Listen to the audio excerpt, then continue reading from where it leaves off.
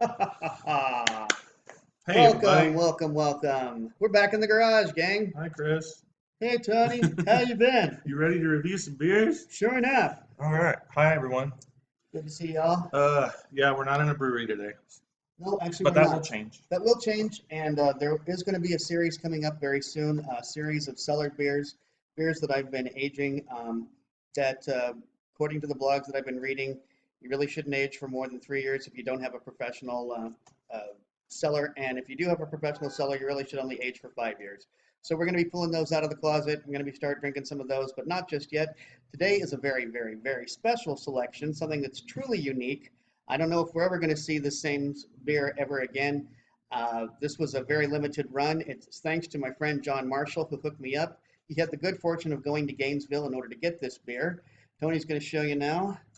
Bum, bum, bum. This is the Frosted Elfin It gives you wings.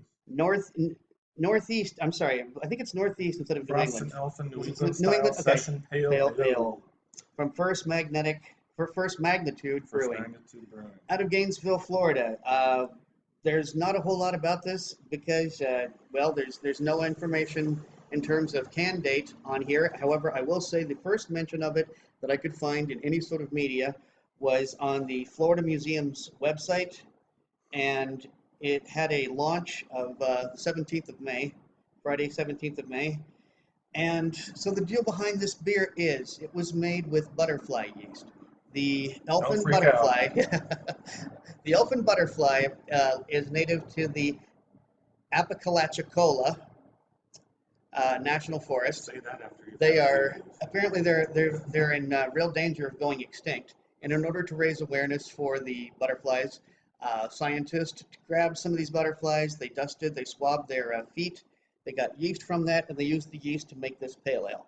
So that's the story behind that.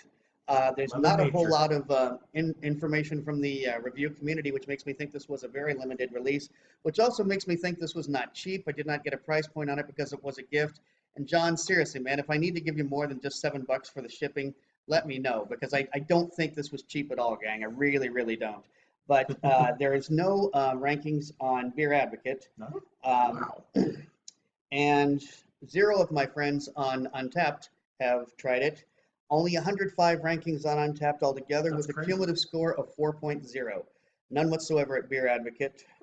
So, And it's interesting that it's brewed in partnership with a museum. How many beers yeah, can make that call? yeah. That's crazy. But I think that was the museum is the one who funded the Partnership swabbing with- of the butterflies, and of course they're the ones who are also trying to gain uh, uh, awareness for the butterflies and There's some money getting thrown their way too. exactly, yeah, there's money 10%. going their way. So 10% of each can sold benefits imperiled Florida butterflies. So that's cool.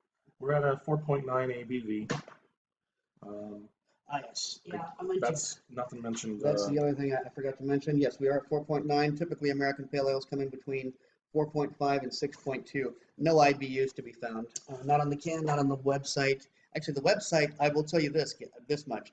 First Magnitude Brewing's website, if you go there, you're not even going to find this beer listed. That's crazy. At It's least like it wasn't a secret few weeks project ago or when something. I looked at it. It wasn't there. Well, the It was package packaged on date on the yeah. bottom is May 9th. Today is July 7th, so we're talking pretty much exactly 2 months. You would think in a 2-month span, I mean, this is just when it's packaged. It's Mhm. probably a tad older than May 9th, the invention of the beer. So you would think in 3 months there'd be a Well, there's something off camera that's he's trying to get with his foot. May 17th was the launch party. So Okay.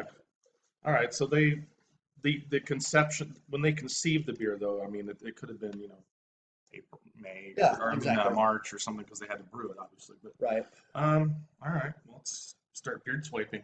Let's start beard swiping. Yes, indeed. Chris does this beard swipe thing that I just watch and I go, when I'm a big boy and I'm a professional beer reviewer, I'm gonna learn how to do that.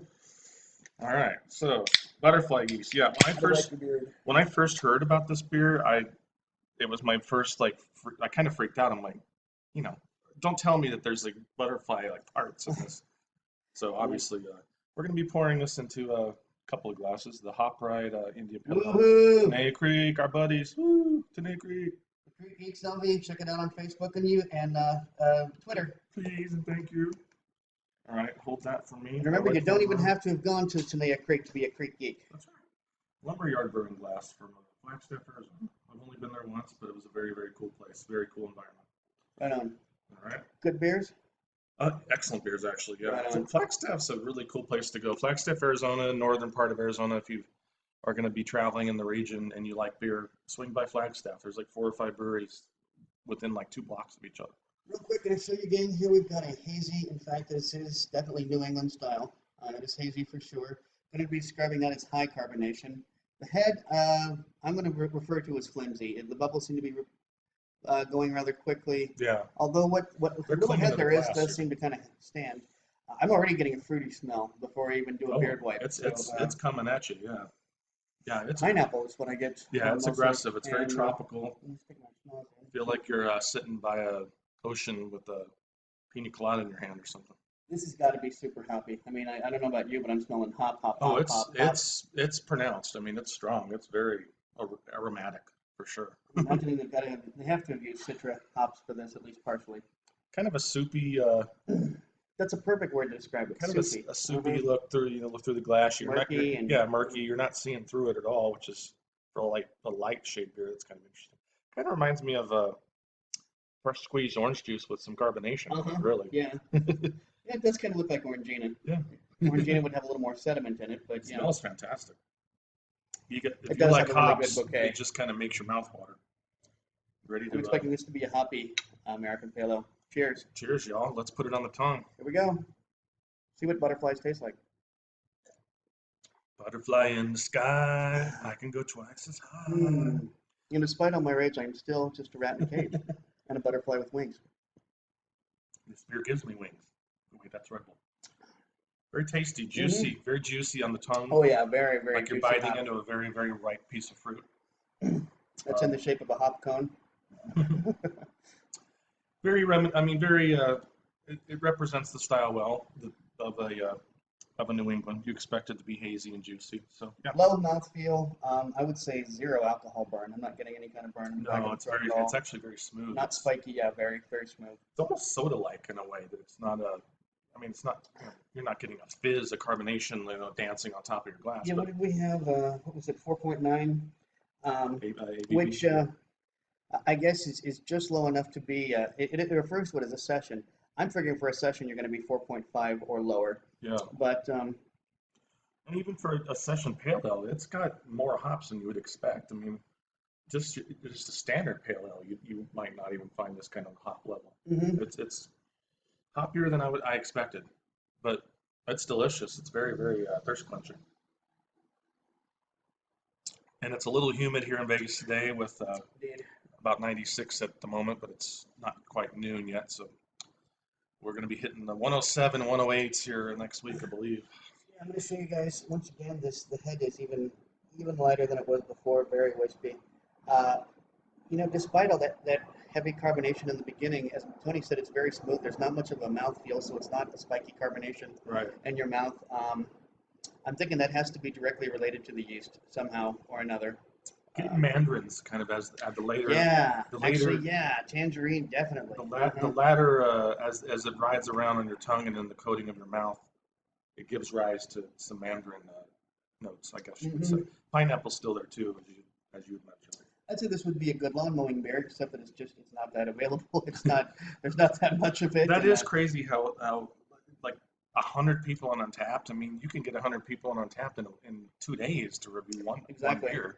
So yeah, I think this must have been a really, really limited release, and I want to give a shout out again to John Marshall, who at first didn't even want to take any money from me at all. I said, let me send you some money for shipping, and he said, okay, let me send him $7 for that. I'm not sure I sent you enough money, dude. I really think that maybe I should chip in. No, but I really think I'm not sure I sent you enough money, and I'll get your PayPal email address. I'll PayPal you $2. Because of that, I think I'm going to have to find something that would be really to your liking and send it your way, man. Because I don't think I never ask somebody. I never ask when it's a gift what somebody paid. That's really rude. And this is one of those cases. We always try and do the $2 price range on this. I don't think you're going to be able to get a can of this for $2. I really don't. No. I could see. I mean, if this is even going to hit a store shelf, I would predict $4 or $5. Mm-hmm. You know, it And I it's doubt just you so find rare. it very far outside of the greater Gainesville area, to be quite Yeah, honest with you. yeah, we're lucky in that sense. You know, we got our buddy Chris Leland, obviously in Indiana, who time and time again has sent us beers from that region. Now we're getting one from Florida. This is we're lucky. This is a very refreshing beer. It's very refreshing. It's actually better than I was expecting it to be. I don't know why I was kind of like, let's another, because I'm not real big on the concept of like, oh, let's dream up some way to brew a beer or something in a beer that's never been done before for the sake of innovation. Yeah, innovation's great, but some people that make beer are getting way out of control with, oh, let's inject it with sometimes there's just too much is too much. And there is some strange shit out there. There's no doubt about it.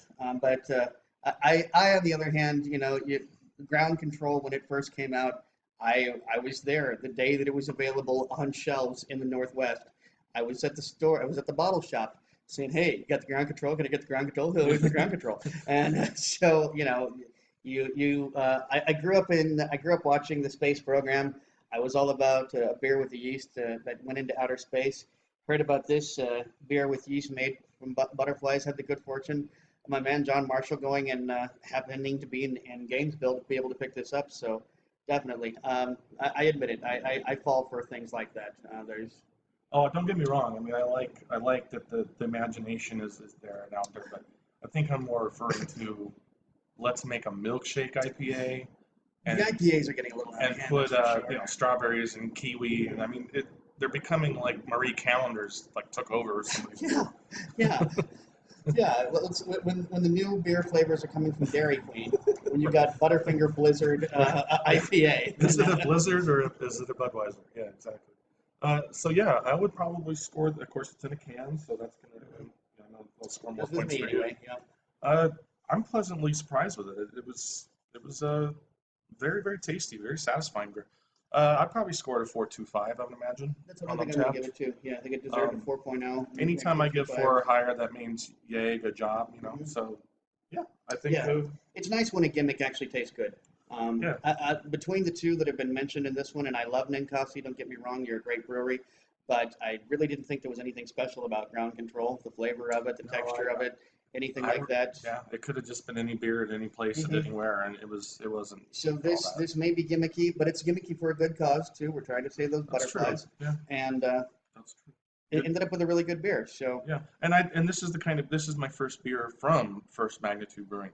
That makes me interested in their whole there's that too. lineup. Yeah. So this to me is an introduction to them at the ground level. So now I'm like, hey, I believe this I is would only the drink their second Florida beer that we reviewed on here. We did the oh God, I'm the horrible Cigar with City, memories. Oh, the Cigar City that yes. Ruth brought you. Yeah, that was such a good So beer. and each one of them have been great. So distributors, Florida distributors, get yourselves to the desert, man. I'm telling you, your beers could sell here. Yeah. You could just get them up here. We'll be buying them. I know it. I don't think we need to like really sell the idea that Vegas is full of people from every part of the country. So they want that beer from back home or from the Mhm. south or from the east or from any, Or imagine people from Milwaukee being able to come to Vegas and get Florida beers. Yeah. You know? Yeah. Because we all have heard, everybody's heard at this point about High Lie's, who makes High Lie? The High Lie, the one that we Miller tried with High White Lie? Oak. No, the one that was aged in White Oak from High Lie. Oh yeah, that's Yeah. the Cigar City one. Yeah, that's another Cigar City. Exactly. Yeah, Cigar they City had makes the High Lie. Yeah, there's a Y in it. I can't remember what IP. We got about 50 seconds left. Yes, we do. Real quick, we're going to mention because it is the TigerSox series. Yes. For once, my team is showing some promise, and it's naturally against his team. So Yeah, they're in the middle of a 3-game series right now. Boston's won the first 2, and currently Detroit is losing game 3 as we speak. Detroit has the second worst record in baseball, so no hat, no shirt. real quick, next week will be one of the cellared beers. Hopefully, Yes. very soon, we're going to be at another brewery, Tenaya Creek, doing reviews there. Yes, that's So coming. be sure to It look is forward coming. to the Tenaya Creek reviews, and be sure to watch for the cellared beer reviews. And until next time, drink good beer and don't break the bank doing it. Cheers, gang. See you in a week.